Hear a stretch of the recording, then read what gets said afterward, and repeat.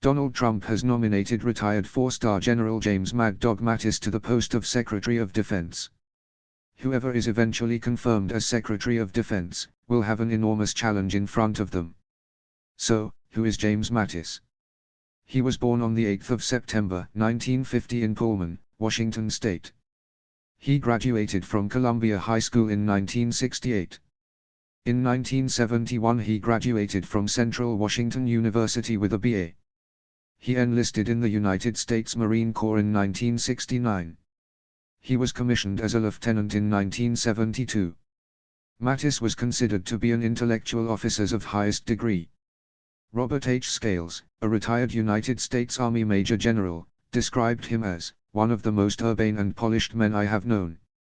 Reinforcing this intellectual persona was the fact he carried his own personal copy of the Meditations of Marcus Aurelius throughout his deployments. As a lieutenant, Mattis served as a rifle and weapons platoon commander in the 3rd Marine Division. When he was promoted to captain, he was assigned as the Naval Academy Preparatory School's battalion officer. Also, he commanded rifle and weapons companies in the 1st Marine Regiment, then recruiting station Portland, Oregon, once he was promoted to major. Once promoted to Lieutenant Colonel, Mattis commanded the 1st Battalion, 7th Marines, which was one of Task Force Ripper's assault battalions during the Persian Gulf War. As a colonel, Mattis was placed in command of the 7th Marine Regiment. He led the 1st Marine Expeditionary Brigade as its commanding officer once he was promoted to Brigadier General. During the planning phase for the war in Afghanistan, Mattis led Task Force 58 in operations in the southern part of the country. Mattis became the first Marine Corps officer to ever command a naval task force in combat. In Afghanistan, Brigadier General Mattis was known as an officer who engaged his men with real leadership.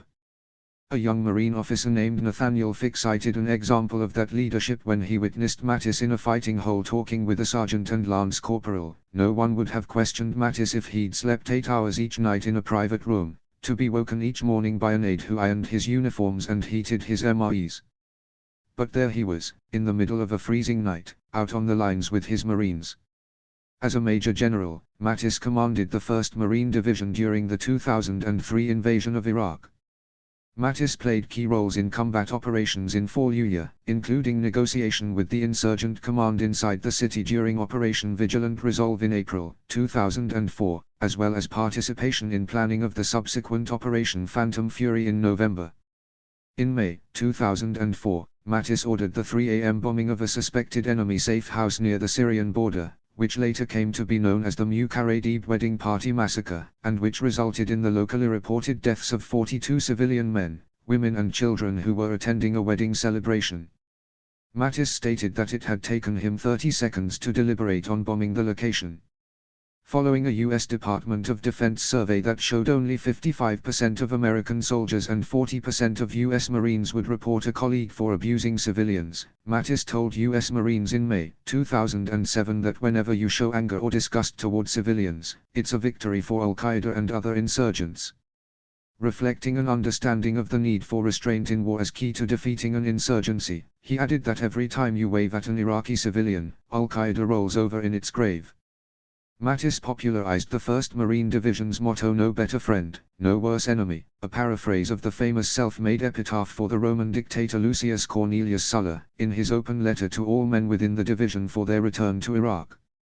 This phrase later became widely publicized during the investigation into the conduct of Lieutenant Ilario Pantano, a platoon commander serving under Mattis. As his division prepared to ship out, Mattis called in experts on the Middle East for cultural sensitivity training. He constantly toured the battlefield to tell stories of Marines who were able to show discretion in moments of high pressure. As an apparent example, he encouraged his Marines to grow mustaches to look more like the people they were working with. He also was noted for a willingness to remove senior leaders under his command at a time when the U.S. military seemed unable or unwilling to relieve underperforming or incompetent officers.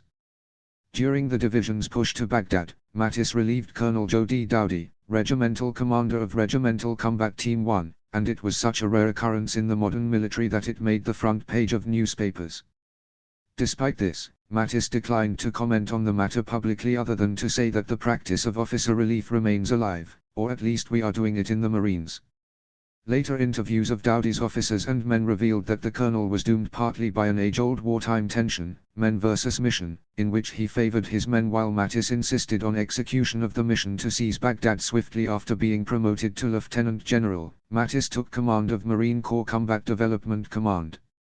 On the 1st of February, 2005, speaking ad libitum at a forum in San Diego, he said, "You go into Afghanistan, you got guys who slap women around for 5 years because they didn't wear a veil. You know, guys like that ain't got no manhood left anyway. So it's a hell of a lot of fun to shoot them. Actually, it's a lot of fun to fight. You know, it's a hell of a hoot. It's fun to shoot some people. I'll be right up front with you, I like brawling." Mattis's remarks sparked controversy. General Michael Hazy, Commandant of the Marine Corps, issued a statement suggesting Mattis should have chosen his words more carefully, but would not be disciplined. The Pentagon announced on the 31st of May, 2006 that Lieutenant General Mattis was chosen to take command of I Marine Expeditionary Force, based out of Marine Corps Base Camp Pendleton. On the 11th of September, 2007, Secretary of Defense Robert Gates announced that President George W. Bush had nominated Mattis for appointment to the rank of general to command U.S. Joint Forces Command in Norfolk, Virginia. NATO agreed to appoint Mattis as Supreme Allied Commander Transformation. On the 28th of September, 2007, the United States Senate confirmed Mattis's nomination, and he relinquished command of IMEF on the 5th of November, 2007 to Lieutenant General Samuel Helland. Mattis was promoted to 4-star general and took control of JFCM SACT on the 9th of November, 2007. He transferred the job of SACT to French General Stéphane Abrial on the 9th of September, 2009, but continued in command of JFCM. In early 2010, Mattis was reported to be on the list of U.S. Marine generals being considered for selection to replace James T. Conway as the Commandant of the U.S. Marine Corps.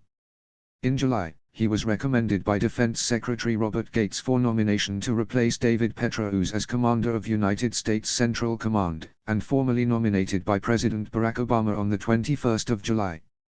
His confirmation by the Senate Armed Services Committee marked the first time Marines had held billets as Commander and Deputy Commander of a unified combatant command. He took command at a ceremony at MacDill Air Force Base on the 11th of August. As head of Central Command, Mattis oversaw the wars in Iraq and Afghanistan and was responsible for a region that includes Syria, Iran, and Yemen. The Obama administration did not place much trust in Mattis, because he was perceived to be too eager for a military confrontation with Iran. He retired from the Marine Corps on the 22nd of May, 2013. President-elect Donald Trump met with Mattis for a little over 1 hour in Bedminster, New Jersey, on the 20th of November. He later stated on Twitter, "General James Mad Dog Mattis, who is being considered for Secretary of Defense, was very impressive yesterday. A true general's general." On the 1st of December, 2016, Trump announced at a rally in Cincinnati that he would nominate Mattis for United States Secretary of Defense. As Mattis retired from the military in 2013, his nomination will require a waiver of the National Security Act of 1947, which requires a 7-year wait period before retired military personnel can assume the role of Secretary of Defense.